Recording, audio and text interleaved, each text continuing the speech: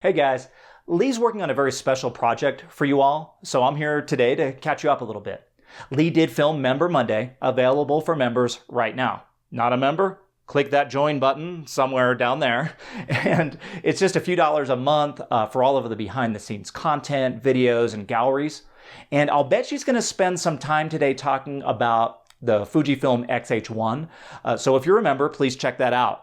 I don't have anything to say about the X-H1 because I didn't get to shoot with it because she did not put it down for the whole 3 weeks that she had it. I did shoot one time for a portrait shoot that we did with it. That led me into some other things. And earlier this week, when I showed you the gear that we're dumping, I did talk about 3 filters that we've been using from Kolari: Hydrogen Alpha, Ultraviolet, and IR Chrome.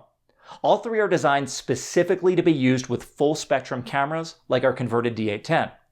So far, both Leigh and I have been running around like crazy with the IR Chrome filter in particular. In fact, I really hadn't realized that I've been in a little bit of a creative slump or rut recently until I did kind of feel a little bit of a spark working with the IR Chrome in particular. Let me spend a few moments talking about the what and the why of this infrared filter, and I'm going to show off what we've done so far with it. This is not the full review.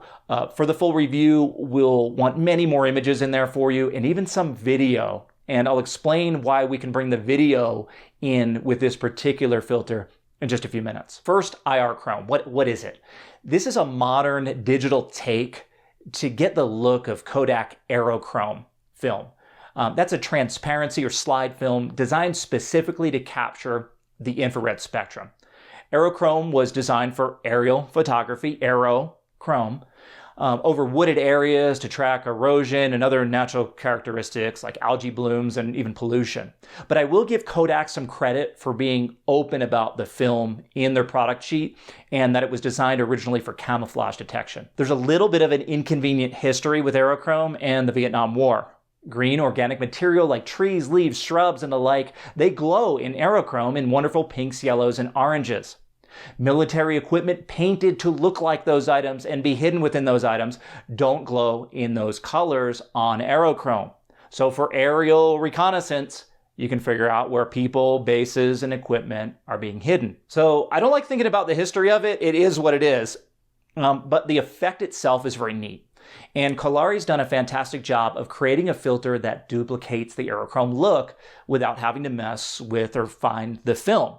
Again, for cameras that have been converted to full spectrum from companies like LifePixel, who converted ours, but there's other companies out there as well.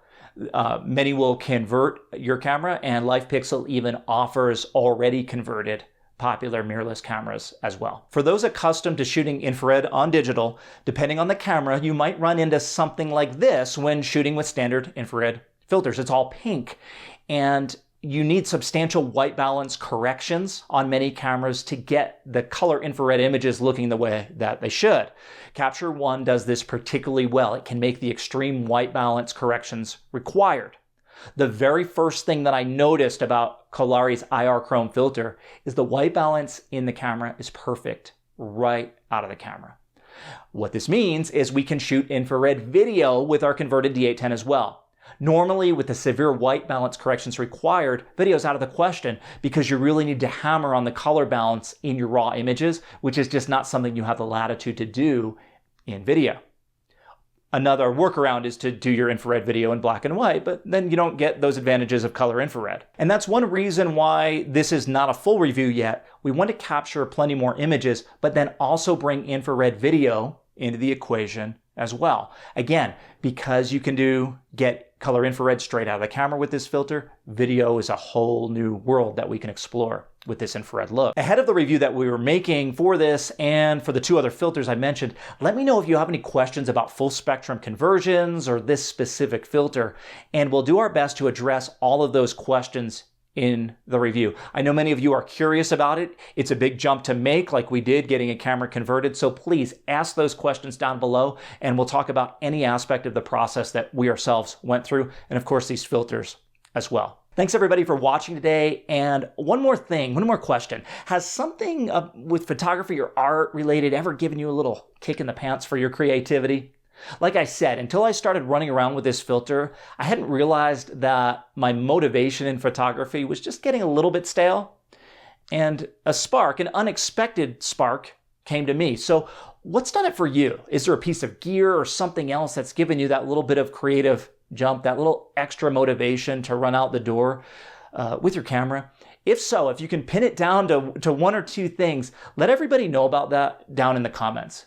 If it worked for you, someone might read that and they might find their own spark as well. Oh, and one last reminder, if you're a member, don't forget to check out Member Monday this week, where Leigh talks about the Fuji X-H1 and some other things as well. Thanks.